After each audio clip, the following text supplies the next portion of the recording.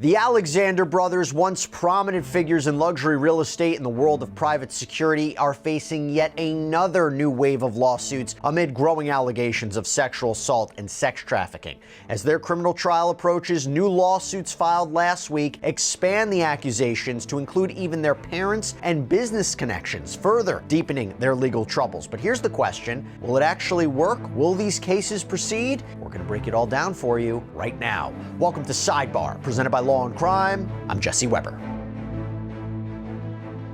Okay, so in a major development, 7 new lawsuits have been filed against Tal Alexander, Oren Alexander, and Alon Alexander, the 3 brothers at the heart of an expanding legal battle involving multiple allegations of sexual assault. And these lawsuits, which were filed just days before a critical legal deadline, which we'll talk about, marked the latest twist in a growing legal storm that now includes, by our count, at least 24 separate lawsuits against Oren and Alon, who are twins, and their older brother Tal. Now, the lawsuits were submitted or filed on Friday night. This was hours, just hours, before a midnight cutoff and a last-minute push to address decades-old accusations. But the timing is significant because the window for filing certain claims under New York law, it is now officially closed.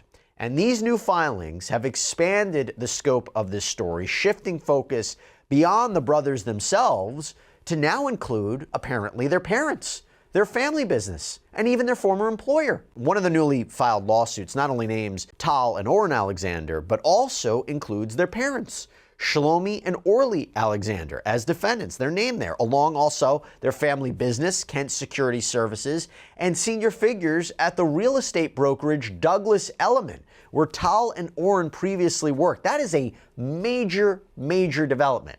And of course, this new wave of lawsuits comes on the heels of the Alexander brothers' ongoing legal troubles, which include their arrest back in December on federal charges of sex trafficking. Those charges are part of a broader investigation into an alleged sex trafficking ring.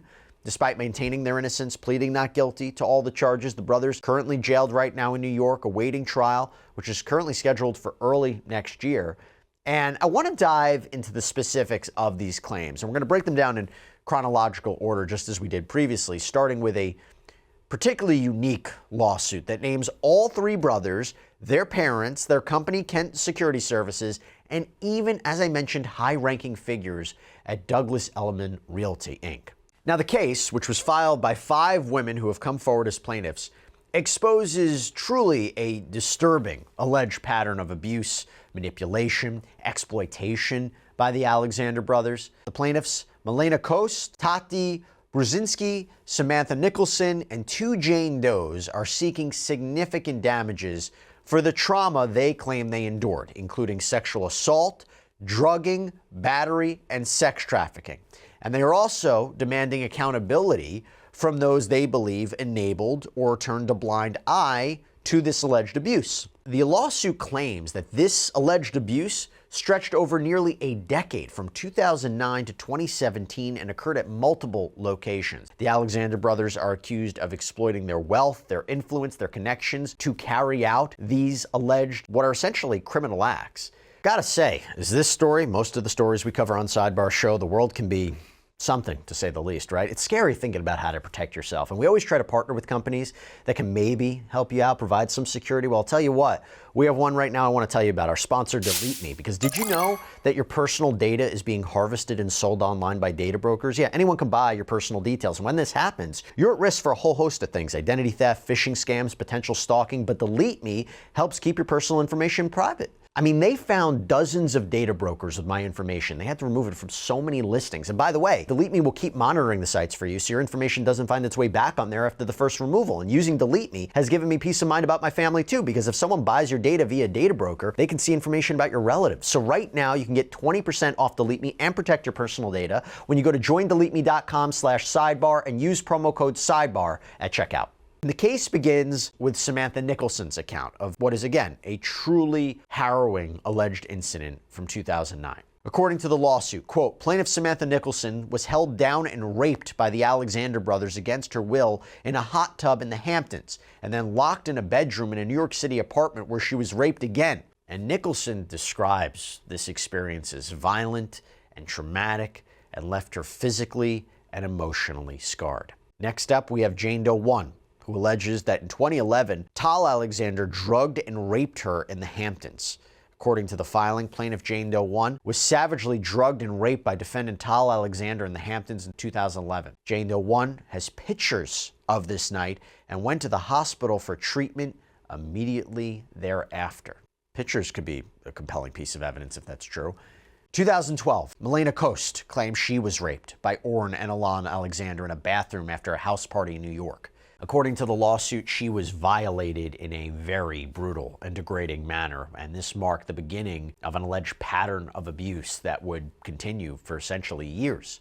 And one of the most disturbing accounts, as if the rest of these allegations aren't, to say the least, comes from Tati Brzezinski, who claims that in 2013, Alon Alexander drugged and raped her at his Manhattan apartment. And she alleges that she was then trafficked and raped again by both Alon and Oren Alexander. Another graphic account is from Jane Doe 2, claims that in 2017, Alon Alexander drugged and sexually assaulted her in Miami. And according to her, despite repeatedly telling him no because she was menstruating, she alleges that Alon forcibly removed her tampon, raped her, and coerced her into performing oral sex.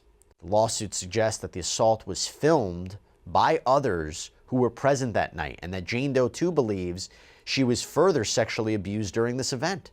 Now, as I mentioned, while the Alexander brothers are the primary defendants here, this lawsuit also targets several other high-profile individuals and entities accused of enabling or turning a blind eye to this alleged abuse.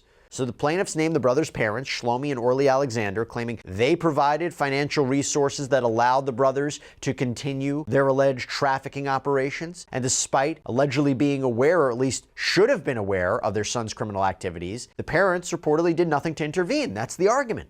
And the Alexander family's company, Kent Security Services, is also accused of facilitating the abuse. The lawsuit alleges that the company provided financial support and other means that enabled the brothers to maintain their operations, and says that the company had a duty to intervene but failed to do so. But maybe the most surprising aspect, the one that grabs the headlines the most of this case, is the involvement of Douglas Elliman. This is one of New York's largest real estate firms. But the lawsuit claims that between 2010 and 2021, Tal and Oren Alexander worked at this company. And during this period, the lawsuit alleges that the firm's leadership, including former executive chairman Howard Lorber, either knew or should have known about the alleged abuse. The Alexander brothers allegedly used their positions at Douglas Elliman to host parties where women were drugged, assaulted, and trafficked. And the lawsuit further claims that some Douglas Elliman employees were also victims. One agent was reportedly found covered in vomit after being sexually assaulted by all three brothers. Another agent, a reality TV star, was allegedly found unconscious in a bathroom after being drugged or allegedly drugged by Oren Alexander. And despite these incidents, the lawsuit asserts that Lorber and other senior executives at the company, at Douglas Elliman, they failed to take action. They allowed this to continue. So, what exactly did Douglas Elliman know about the brothers' activities during their time at the company? Well, according to reporting from multiple outlets, a spokesperson for the company has stated that no complaints of sexual assault or harassment involving the Alexanders were ever reported, and that executives, including Howard Lorber, were unaware of any blog posts referencing the allegations. And the company also denied that the Alexander brothers were particularly close to Mr. Lorber. However, since the allegations became public, Douglas Elliman has faced growing pressure. Calls for Lorber's removal as chairman intensified. The company's stock price has suffered, continuing a downward trend that started in 2021. In July, a shareholder urged that Lorber's compensation be reduced, writing, "Stockholders deserve to know how the assault and harassment claims were handled by management." But Lorber resigned in October of 2024. The company's president and CEO, Scott Durkin, was fired around the same time. The recent departures, they've only added fuel to the speculation. While Lorber was expected to retire at the end of the year, his early exit has certainly raised questions, right? One insider reportedly told Curb, that's a news website covering housing and real estate, quote, "The timing has left a lot of people wondering, why now?" Now, adding to this intrigue, Lorber had been scheduled to speak at two industry events, abruptly withdrew from both. Quote, "That's not a clean exit," the insider noted. And when asked about the timing of Lorber's departure, a Douglas Elliman spokesperson directed inquiries to the company's press release, which said that Lorber leaving was, quote, "not due to any disagreement with the company or any violation of its rules or practices." So what are the legal grounds for the plaintiff's case? This is important. So, the women are filing under the New York City Victims of Gender-Motivated Violence Protection Act. This is a law that we have talked about a lot here on Sidebar, particularly in the Sean Diddy Combs case. Now, I want to lay all of this out for you because it could become important in terms of if these cases even move forward. So this law provides a civil cause of action for individuals who have been victims of gender-based violence, allowing them to seek legal recourse against those responsible for such acts. And the plaintiffs argue that the abuse they suffered was gender-motivated because all the victims were women. The defendant's actions were rooted in a misogynistic animus. The abuse allegedly included sexual assault, forced intoxication, drugging, battery, rape, all carried out with malice and ill will towards the victims based on their gender. And it's worth noting that the look-back window established by this law expired on Friday. That's what I was talking about before. So this could explain the influx of lawsuits that were filed last week. And by the way, I also mentioned in the Sean Combs case why we saw so many lawsuits right before the deadline. Now, here's the thing. In the past, New York State passed two key acts, the Child Victims Act and the Adult Survivors Act, and both of which regulate the statute of limitations for civil claims related to sexual offenses. These acts extended the time frames for filing civil claims with specific retroactive windows for previously time-barred cases. The Victims of Gender-Motivated Violence Protection Act, this city law, was then enacted to provide a civil remedy for victims of gender-based violence, including sexual assault.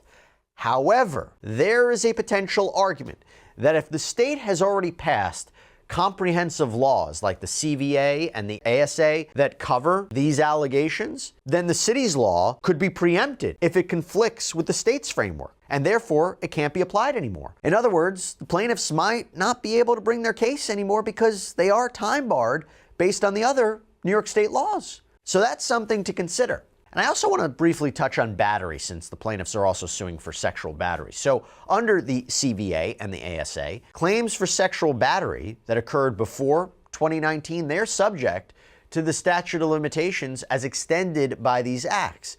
If the claims weren't filed within the retroactive windows, such as those established by the CVA and the ASA, they are considered time barred. For incidents that took place after 2019, the 20-year statute of limitations under New York State law applies, making such claims viable if filed within that time frame. So here's the thing. If the plaintiffs are pursuing civil claims for sexual battery against the Alexander brothers, the viability of those claims depends on when the alleged incidents occurred. Pre-2019 incidents, likely time barred unless filed during the retroactive windows provided by the CVA or ASA. Post-2019 incidents, potentially viable if filed within the 20-year statute of limitations under state law. So why does all of this matter? Well, it could lead to the dismissal of some of these suits on the grounds of statute of limitations. For example, last month, one lawsuit against the brothers was dismissed because the statute of limitations had passed. Federal Judge Louis A. Kaplan in Manhattan ruled that a claim filed by Angelica Parker, who alleged she was assaulted by Oren and Alon Alexander in a Manhattan apartment in 2012, it was time barred. Judge Kaplan determined that Parker's lawsuit, which was filed during the look-back window created by New York City's Victims of Gender-Motivated Violence Protection Act, was invalid because the state's law, the CVA, and the ASA superseded, preempted the city's law, which is what we just talked about earlier. So under the state's framework, Parker was required to file her claim by the end of 2023, but since she missed that deadline, her lawsuit was dismissed. And this highlights how plaintiffs attempting to use city laws to bring claims that are otherwise time barred under state law, they may face serious legal challenges based on the idea of preemption. So that is just something important to keep in mind as we keep going through this, okay? Now, I want to turn to sex trafficking, a key component of this case. So under New York Social Services Law, Section 483-BB, victims of human trafficking, including sex trafficking, are entitled to a civil remedy. They can sue.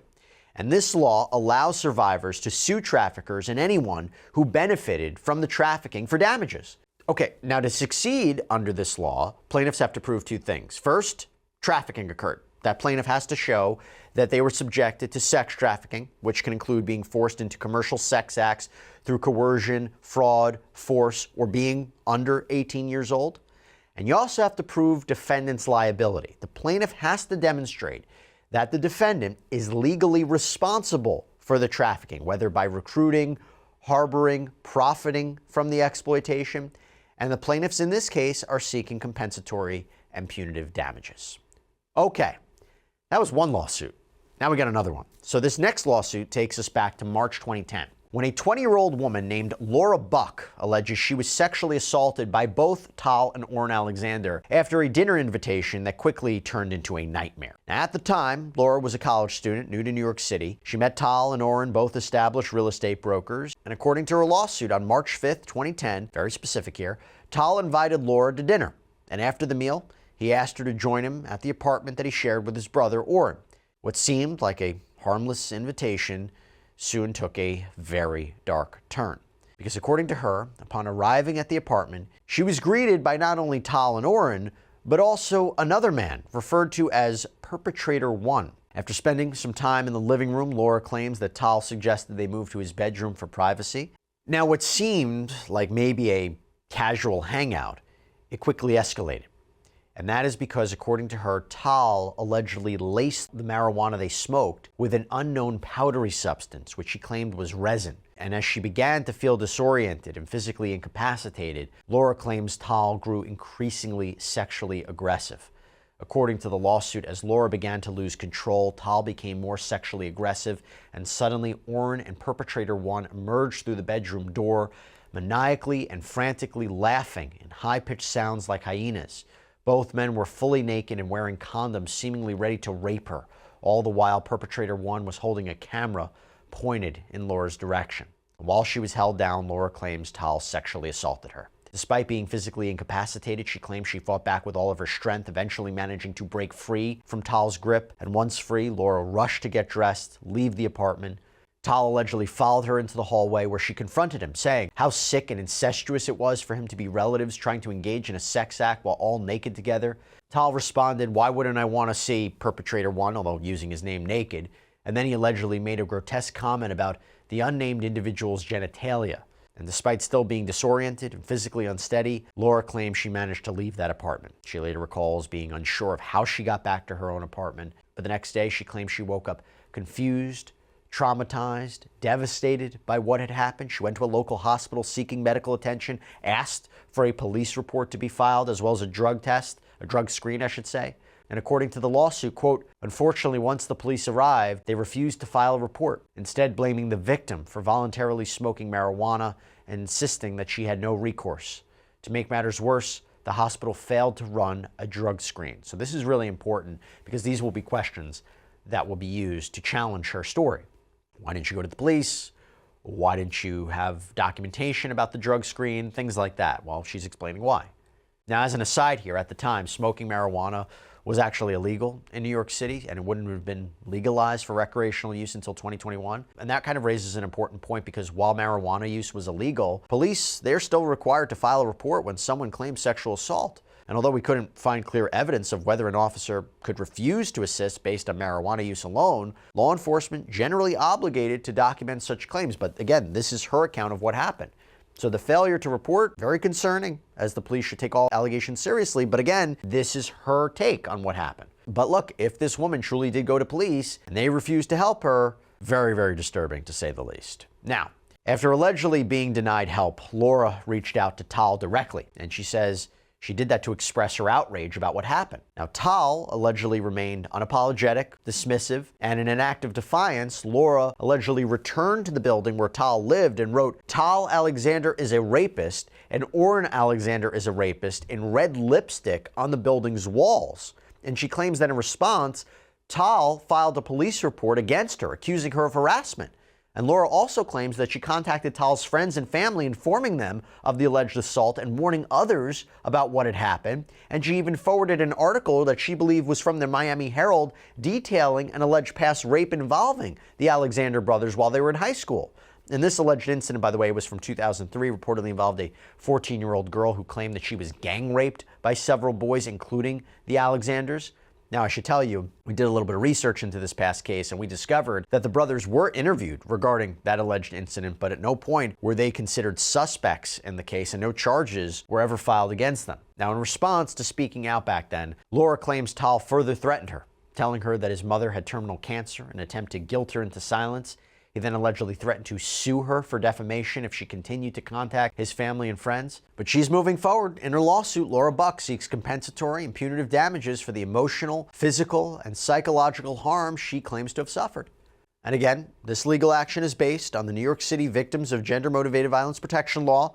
The lawsuit also cites New York Penal Law Article 130, which defines sexual offenses, including sexual abuse, assault, harassment. So in addition to seeking compensation for emotional distress, Laura is asking for attorney's fees, court costs, any other relief the court deems appropriate. And she's seeking these damages to hold the defendants accountable for what they allegedly did, which Laura claims has left her with permanent emotional scars.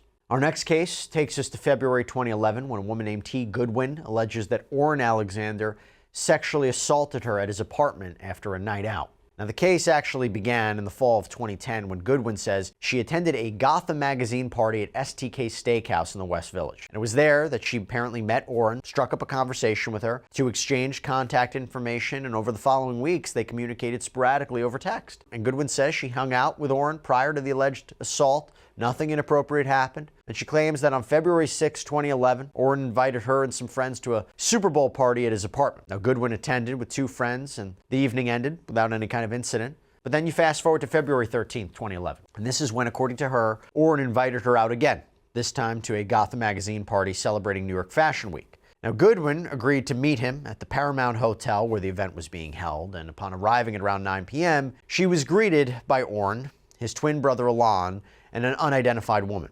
And after spending some time at the party, Oren allegedly suggested they leave and head to a nearby bar. Goodwin apparently joined the group, and it was there that she alleges Oren handed her a drink. And she claims after consuming that drink, the nightmare began. According to the filing, quote, "At that moment, T's night spiraled into darkness. After consuming the beverage provided by Oren, she became significantly impaired and began losing control of her motor functions. T's final memory at the bar was falling to the ground and having to be helped to her feet. Notably, T has little to no memory of her interactions inside the bar, leaving the bar with Oren, or how she ended up at his apartment. But here's the thing, even though her memories were seemingly foggy, Goodwin claims she clearly remembers she was sexually assaulted.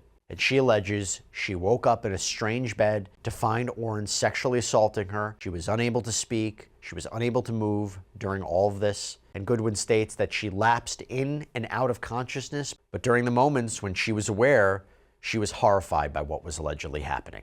And she claims she woke up the next morning, partially clothed, confused, disoriented.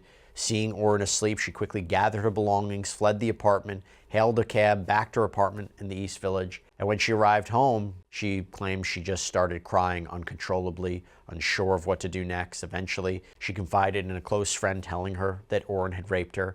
And she says her friend encouraged her to go to the police, but Goodwin was hesitant. Instead, she took another step. According to her filing, T went to a local pharmacy where she purchased and took Plan B. And while she wanted to go to the authorities, T was concerned about Oren's wealth, power, influence.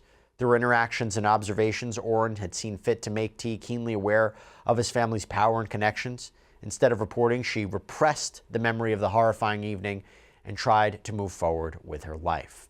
And apparently, after years of silence, Goodwin says she's now decided to seek justice in the courts. In her lawsuit, she accuses Oren Alexander of sexual assault, citing violations of the New York City Victims of Gender-Motivated Violence Protection Law. And her lawsuit outlines several key claims against Oren, including violations of the New York Penal Law. Specifically, she alleges that his actions constitute sexual offenses as defined in Article 130 of the New York Penal Law, which includes crimes such as rape, sexual assault, sexual coercion. And for this, she is seeking compensatory and punitive damages. Okay, so the next filing takes us to 2011, where another Jane Doe is accusing Oren and Tal Alexander of sexual assault, along with a disturbing series of allegations that span from 2011 to 2024, so recent. In her lawsuit, she claims a years-long sex trafficking operation involving a pattern of sexual violence that was orchestrated by the Alexander brothers and was aided by a woman who Jane Doe trusted as a friend. Now, according to this lawsuit, this case begins with what seems to be a chance encounter between Jane Doe, a young woman in her 20s, and Oren Alexander at a popular New York City nightclub. So after a brief conversation, Doe claims that the two really didn't connect much, didn't see each other again, despite mutual acquaintances. However, in April of 2011, Oren reached out to Jane Doe on Facebook, and after another casual encounter at a club, he invited her to an after party at his apartment. But when Jane Doe arrived, expecting, a social gathering, she found herself alone with Oren Alexander. Feeling uncomfortable, Jane Doe claims that she tried to leave, but Oren allegedly pressured her to stay, and when she insisted on leaving, that is when, according to her, the situation escalated here, according to the lawsuit. When Jane Doe insisted on leaving, Oren coerced her, including by taking her shoes and throwing them into a closet in his bedroom, and also taking her cell phone and putting it in his nightstand. Jane Doe repeatedly asked Oren to return her personal items. Realizing it was 4 a.m. in the Chinatown Soho area and afraid to walk home, she couldn't get an Uber or even a cab without the personal items Oren was holding hostage. Jane Doe continued to plead with him that she wanted to go home and to give her back her shoes, jacket, and phone. Oren refused to return the items. Oren then pushed Jane Doe onto the bed, removing her dress. And it's at this point that Jane Doe claims Oren sexually assaulted her. And she claims she fled the apartment on foot without her phone. But the filing doesn't end here, because weeks after the alleged assault, Jane Doe was apparently invited by a woman named Hannah Boulos for what she believed would be a relaxing weekend getaway in the Hamptons. According to the lawsuit, this was part of a much darker plot orchestrated by the Alexander brothers.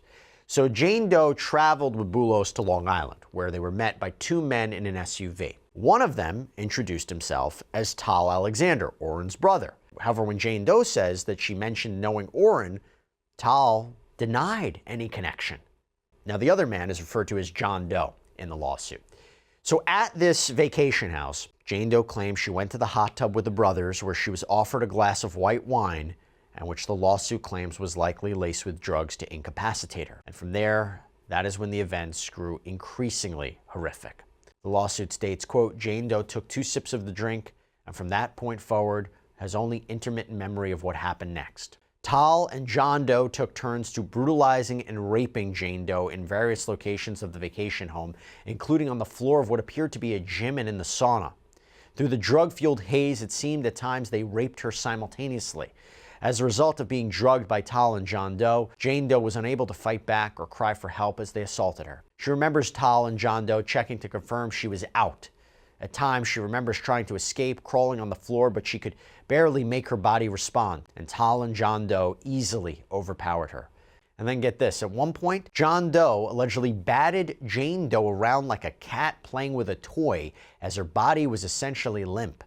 At another moment, Tal left and returned with a tripod. Jane Doe remembers the sound of their laughter and the feel of their hands as they held her down. Now, Jane Doe claims that when she regained some clarity here, she says she found herself completely disoriented, sitting in a lawn chair wearing only a towel and parts of her bikini. Tal, John Doe, they allegedly told her to gather her things and leave. Now, Hannah Boulos, the woman who allegedly invited Jane Doe, she, according to Jane Doe, returns during the aftermath, but didn't offer any support. Back in New York, Jane Doe says she began confiding in her friends about the assaults, but she was severely shaken. And the lawsuit describes Jane Doe as suffering from emotional distress, including anxiety, depression, panic attacks. In 2014, she claims that she ran into Tal Alexander at a party in the Hamptons, became so distressed that she locked herself in the bathroom, demanding her husband to take her home.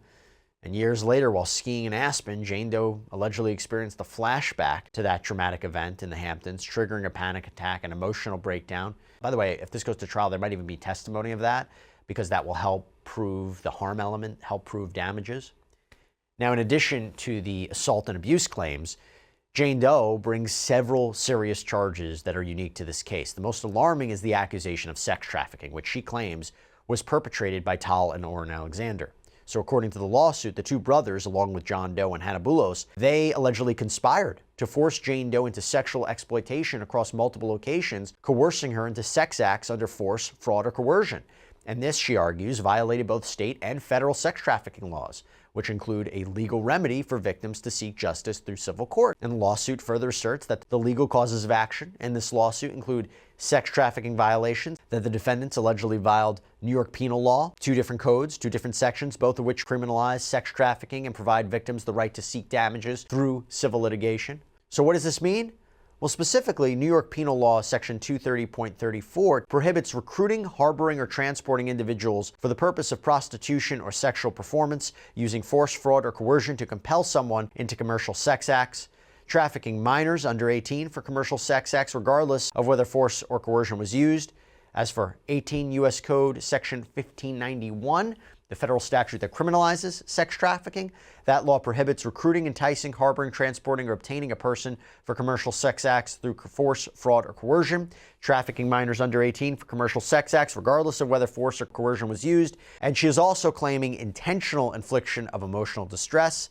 Jane Doe claims that the defendant's conduct caused her significant emotional harm, including anxiety, depression, and panic attacks. Another claim is for false imprisonment, which asserts that the defendants unlawfully restricted her freedom, deprived her of her liberty without any legal authority. And the final claim, the final cause of action in this lawsuit, is based on the non-consensual dissemination of intimate images, which is illegal under New York City administrative law. This law prohibits the retention and dissemination of intimate images without the subject's consent. And according to Jane Doe, the defendants took intimate images of her while she was allegedly being sexually assaulted. And she alleges that the defendants kept those images for their own sexual gratification and as a means of silencing her. And you have to wonder, during the course of discovery, would that come out? In her lawsuit, she is seeking justice for the physical, emotional, and psychological harm she claims she endured. Her legal claims include rape, sex trafficking, emotional distress, conspiracy, with her legal team seeking both compensatory and punitive damages. Now we're up to 2012, which is when a Jane Doe claims the Alexander brothers, along with several influential figures in the entertainment and business world, drugged and sexually assaulted her. And the lawsuit names a group of powerful individuals, including Ivan Wilczek, the owner of Sir Ivan's Castle in the Hamptons, the Alexander brothers, Tal and Alon. Jane Doe, then 25, claims that she was invited to an all-expenses-paid weekend getaway at Sir Ivan's Castle, a lavish estate in the Hamptons owned by millionaire businessman Ivan Wilczek. Now, initially excited by the luxury and prestige of the mansion, known for hosting elite parties attended by figures from finance, entertainment, politics, her excitement quickly turned to horror when she claimed she was introduced to the Alexander brothers by a man named Irvo Shah, also referred to as Irving in the lawsuit. So according to the complaint, on the first evening of the weekend, Irvo Shah took Jane to a nightclub where she says she met Tal and Alon Alexander. And the brothers allegedly offered her a drink, which Jane Doe now believes had been spiked with drugs. And as the night wore on, Jane Doe began to feel dizzy and disoriented. And eventually, she passed out, only to wake up in a very unfamiliar room with one of the Alexander brothers on top of her. Unable to move or speak, she claims that she found herself trapped in a state of paralysis while the Alexander brother allegedly assaulted her with others watching. And the incident reportedly took place in a secret room within the mansion, a space known for hosting orgies. The lawsuit claims that this was part of a larger pattern of sexual exploitation at the mansion during these parties. Following weekend, Jane Doe claims she returned to the castle at Irvo Shah's invitation, but this time the Alexander brothers were introduced to her in a more formal setting. As the night progressed, Shah allegedly pressured Jane Doe to engage in a group sex act, which she repeatedly refused. And when she resisted, Tal and Alon allegedly drugged her again, rendering her completely incapacitated. And she woke up to find herself in a sexual encounter with one of the brothers, who she claims raped her while she was unable to defend herself. Irvo Shah reportedly entered the room during the assault but did nothing to stop it. Instead, he allegedly yelled at the brother to stop, dismissing Jane Doe's trauma by claiming she was wasted, had brought the situation upon herself. Ivan Wilczek, the mansion's owner, was also allegedly present during the assault, but according to her, ignored her distress. And in the aftermath, Jane Doe claims she actually became pregnant from the rape, and that Shah allegedly offered to pay for an abortion.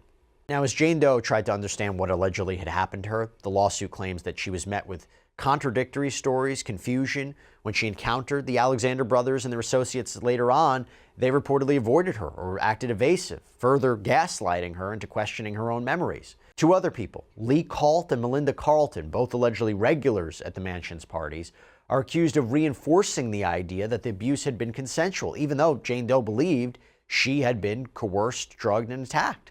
Now, for years, Jane Doe claims she struggled with the emotional and psychological trauma from these assaults, but she says she was left to cope alone. And this lawsuit argues that this was part of a deliberate effort to silence her and conceal the true extent of the conspiracy that was orchestrated, or allegedly orchestrated, by these very powerful individuals. And here's where things get even more interesting, because even though we just broke down the allegations that one of the brothers sexually assaulted her, she apparently didn't even know this until she was contacted by a reporter who asked her about what happened. And in contacting her, the reporter apparently told her a version of the story she didn't previously know. According to the filing, quote, in 2024, Jane Doe was contacted by a reporter who asked about what had happened to Jane Doe at the castle. Jane Doe told her the story of her sexual assaults and the stories she had been told by other guests about what had happened. She expressed ongoing confusion and distress at not being able to identify exactly who had raped her. The reporter informed her that the woman who had poured her drink on Jane Doe was not in fact a girlfriend of the Alexander brothers, but had instead witnessed Jane Doe's rape and attempted to wake her by pouring the drink on her face. She informed Jane Doe that the rape had occurred in the secret room while others were watching. When witness one had interrupted the sexual assault, the Alexander brothers fled. Jane Doe realized that the guests, Ivan Wilzig and Irving, had all been purposefully lying to her for over a decade about what had happened that night in order to protect the Alexander twins. All of the different encounters with the Alexander brothers started to make sense. So this is really interesting because the plaintiff is admitting here that she was told what happened by a reporter, meaning this is not her sole account of what occurred. Now, in general, yes, you can include in a lawsuit the fact that someone else told you a different version of the events, especially if it supports your claims, but it has to be handled carefully to ensure it strengthens rather than weakens your argument. But in her lawsuit, Jane Doe is alleging rape, sexual assault, sexual battery, intentional infliction of emotional distress, conspiracy to commit sex trafficking. She claims that the defendants, Ivan Wilzig, Tal and Alon Alexander, Irvo Shah, Lee Kalt, Melinda Carlton, they conspired to recruit and manipulate women into non-consensual sexual encounters, often disguised as partying, and she is seeking both compensatory and punitive damages for the harm that she claims she endured. The next lawsuit brings some chilling allegations of drugging and sexual assault dating back to 2015. Crystal Mills, a Manhattan resident, suing Oren for assaulting her after she says she accepted an invitation to his apartment. And the case outlines a horrifying series of events in which Crystal was allegedly drugged, overpowered, raped, after unknowingly consuming a drink that Oren is said to have deliberately laced with substances. The night in question began at dinner at the upscale Hunt and Fish Club in Manhattan, and while at the bar, she claimed she met Oren, who approached her with charm. After some conversation, Oren invited Crystal to a party at his apartment. She agreed, feeling no reason for concern. When they arrived at Oren's apartment on Prince Street, downtown Soho, Crystal found herself alone with him instead of a party. And the lawsuit claims that Oren offered her a drink, which she accepted, and almost immediately after drinking it, Crystal began to feel disoriented. Her mind became clouded, the room started spinning, her body felt unsteady, and Oren had allegedly drugged Crystal's drink. And this goes on to say that Oren then allegedly began to aggressively kiss and grope Crystal, grabbing her by the neck, pushing her into a bedroom. And when Oren had Crystal in the bedroom, he allegedly pinned her down on the bed, forcefully removed her clothes, even though she was saying no and stop. And Oren was much larger than Crystal, and she claimed she was unable to push him off of her. And Oren then forcefully had sex with Crystal against her will. That's the allegation. And it goes on to say, not only was Crystal unable to give consent due to being drugged, Oren also ignored her pleas to stop before and during sex. Now, in her lawsuit, Crystal is invoking the Victims of Gender-Motivated Violence Protection Law, seeking both compensatory punitive damages for the assault. Next case involves Alexis, a 23-year-old woman from Oregon, who moved to New York City in January of 2015 with dreams of becoming an actress. At the time, she was working as a waitress at Bounce Sporting Club in Manhattan, living in a friend's apartment in Harlem. And one evening while working, Alexis claimed she met Tal, invited her out. What seemed like a casual night quickly spiraled into a nightmare. And as I've said so many times before, what seemed like a casual night quickly spiraled into a nightmare. Tal allegedly invited Alexis back to his Manhattan apartment for an after party, and upon arrival, Alexis immediately noticed that there were no other guests, just Tal and herself. And despite feeling uneasy, she stayed. Tal gave her a drink. They toured his apartment. Soon after drinking, Alexis says she began feeling nauseous, drowsy, unsteady. And the lawsuit claims, unbeknownst to Alexis at the time, Tal had drugged one of her drinks. Although Tal told Alexis that there would be a party at his apartment, no one else was there. Tal gave Alexis a drink and a tour of his apartment.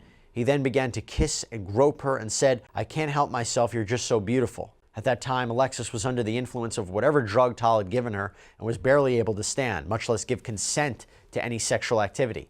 Despite this, Tal proceeded to have sex with Alexis.